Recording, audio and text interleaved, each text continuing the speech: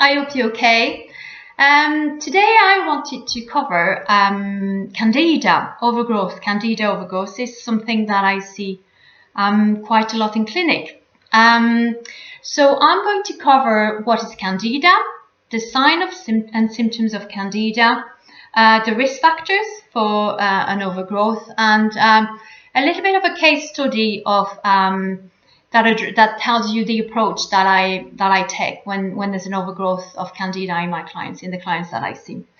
So studies are showing that 50% of us have got Candida living in our gut as part of our normal commensal gut bacteria. And Candida is not a problem really when you have a strong and fully working functional immune system, when you've got a good abundance and a diversity of gut bacteria. It's a yeast-like fungus, but if for whatever reason, an infection, stress, your gut bacteria, your microbiome is affected, Candida can become pathogenic, and it's an opportunistic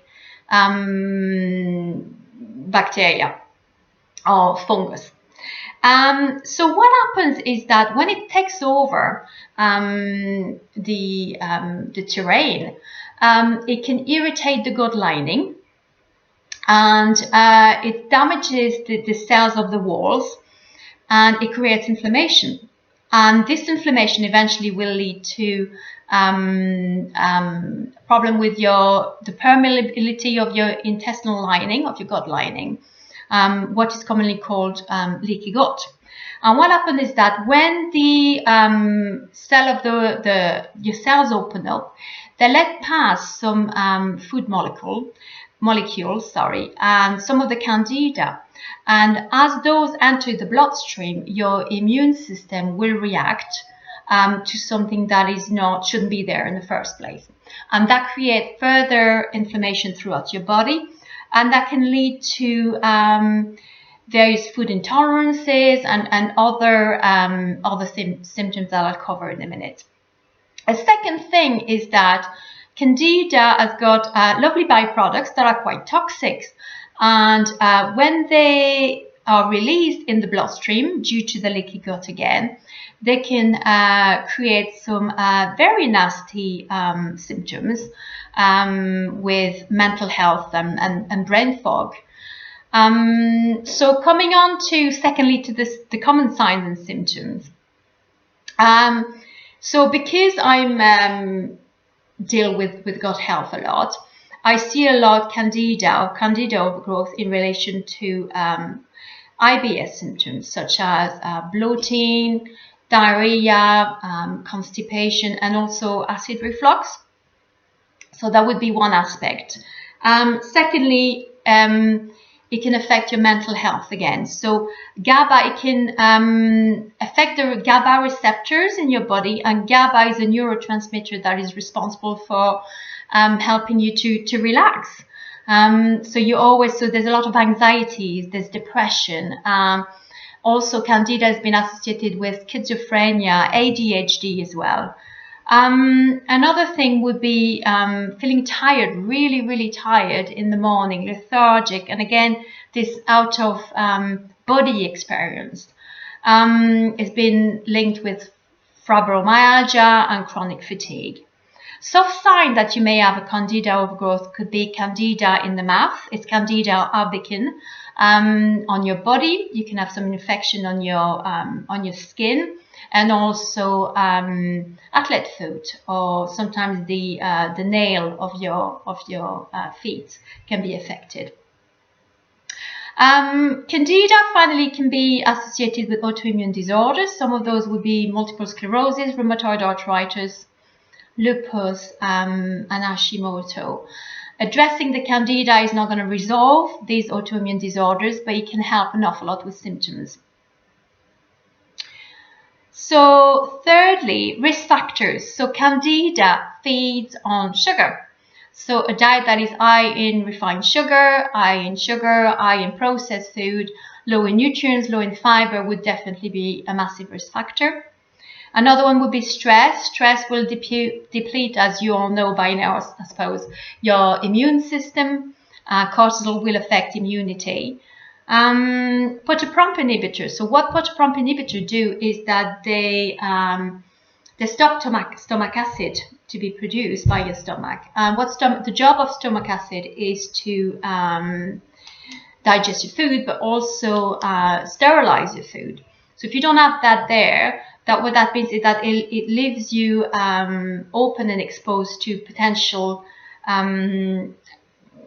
gut infections, and this gut infection will affect the terrain, will affect your microbiome, and again will kind of leave way for the opportunity for the Candida to grow bigger than what it should be, basically. Oral contraceptives and alcohol, high intake of alcohol, are also risk factor. So how do you diagnose Candida? So I do a lot of stool tests in clinic. And you can also do a urine test, and that's also in the stool test. You can see it in the stool, and there's a microscopic test that is being done, and we can see if there's yeast there. So finally, I wanted to. So how do I approach Candida? I do get a lot of results in clinic when Candida is present and there's IBS symptoms. So I just thought I'd take an example of a client that I've had a couple of months ago who had Candida overgrowth. So she was a young lady. She was under a lot of stress, and symptoms were acid reflux, bloating, and she realized that she was reacting to a lot of foods that she didn't in the past. She couldn't tolerate gluten, dairy, yogurts were one of those, and sometimes, healthy food as well. So when we did a stool test, we realized that she had an overgrowth. And we also did a stress test, and we realized that she was really, really stressed. That was good for her to actually see on paper how stressed she was. So that was definitely a contributing factor for the overgrowth in this case. So in phase 1, what we did is we cleaned up her diet, removed the sugar as much as possible, went on to the Mediterranean diet, a whole food diet, which with nuts and seeds, lots of fruits and vegetables. She wasn't initially able to tolerate beans, so we just left that out. And then we introduced some. I think she was able to tolerate a little bit of garlic. So raw garlic is a very good antimicrobial for Candida. It's naturally antimicrobial and antiviral. So she was able to introduce a little bit of that in her cooking. Raw is better to get the benefits. And we also introduced a little bit of cooking with coconut oil. Coconut oil contains caprylic acid, and caprylic acid has been shown to be preventative against Candida overgrowth. So we started with cleaning up the diet. We also managed the blood sugar as well as possible. So managing blood sugar, so avoiding the peak and the dip. So you do that by having a good source of protein at each and every meal. So breakfast would be scrambled eggs. At lunchtime, you need to make sure you have chicken breast or beans if tolerated. That's a good source of protein. And dinner again, maybe fish, etc. And because what happens with Candida overgrowth, in the past, the diet was quite restrictive, which was quite difficult for a lot of people to follow. But what we've realized is that Candida is quite clever. And when being starved of sugar, it actually will feed on protein. So you don't want to remove too much of that sugar so that the Candida doesn't start hiding in your body. But you do want to balance the blood sugar level for energy production, and it also balancing the blood sugar has also been shown to reduce the overgrowth of Candida. So in terms of the supplement, we introduce some antimicrobials. So often I use various antimicrobial, and you can rotate them. But we did that for 4 weeks, and it worked and I had some oregano, caprylic acid. I used a multi-microbial formula. with grapefruit seed extract, yeah, and garlic again in there. And then what I also did is I add some probiotics in there to support the immune system and make sure that a good gut bacteria were able to flourish again together with the diet. And we had some vitamin C in there as well. Vitamin C is really important for immunity, to support immunity, but also in relation with Candida overgrowth, vitamin C can be really helpful. So before I continue, these recommendations were really tailored to this client of mine. I would recommend that you kind of contact a nutritional therapist if you want to embark in such a program. It's always better to have something that is tailored to your needs. And also antimicrobial needs to be done for a certain period of time that can affect your good gut bacteria as well as your pathogenic bacteria. So you don't want to be doing that for too long of a period of time. And then you want to rebuild the gut bacteria as well. So it's really important to get in touch with a nutritional therapist or someone that you trust and that you want to work with. So what we also did is this lady, she also had a bit of constipation. So constipation can be a problem when you do an antimicrobial because these Candida has got some what is called die-off. There's a die-off period when it's going to, and this will affect you even more if you don't have a good liver function and a good bowel function, because you're getting rid of this these byproducts and of this Candida overgrowth through your bowels, basically. So if that's not working properly, you will feel worse. You will get a die-off period, basically.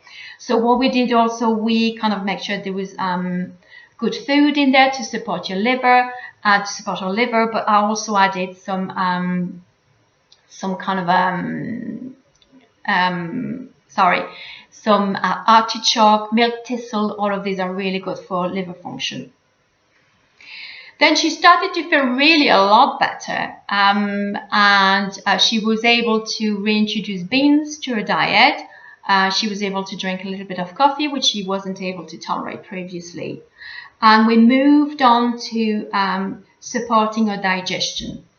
So when you deal with Candida overgrowth, you always want to deal with the root cause. What was the root cause? Why did it start? Why did overgrowth take hold in the first place? And in her case, it was stress and low stomach acid. So I gave her some digestive enzymes with some stomach acid, making sure that she has a little bit of apple cider vinegar with her main meal, just before her main meals, with a bit of water will help. And also mindful eating, paying attention and not eating on the go like she was doing previously. The third phase was to repair the gut lining. You know, I told you that often you get symptoms. You get symptoms with IBS when you've got inflammation, and inflammation goes hand in hand with problem with gut permeability. So I introduced vitamin D, vitamin A, zinc, glutamine, and bone broth. Those are really important for the integrity of the gut lining. You need to repair the gut lining. And yeah, I mean, at the end of the program, this lady said that she felt the best she's ever felt. She had loads of energy. All the blotting symptoms were gone. Her skin was clear. She had some little issue with rashes on the skin. And all this shows really that dealing with the gut can have some far-reaching repercussion for your health. And it can be really potentially life-changing to address this condition. So I'm here to help. If you believe that you may have an overgrowth and you could benefit from such a protocol, just get in touch. I do a free 30 minutes call, we just have a chat and see if I'm the right person to work with you. And if you feel that the program is doable for you, you need to be ready as well to kind of jump and look after yourself and make all these changes that are necessary. But we work together, we work as a team, and I'm here to cheer you on and support you. So thank you very much for listening, and I'll talk to you again soon.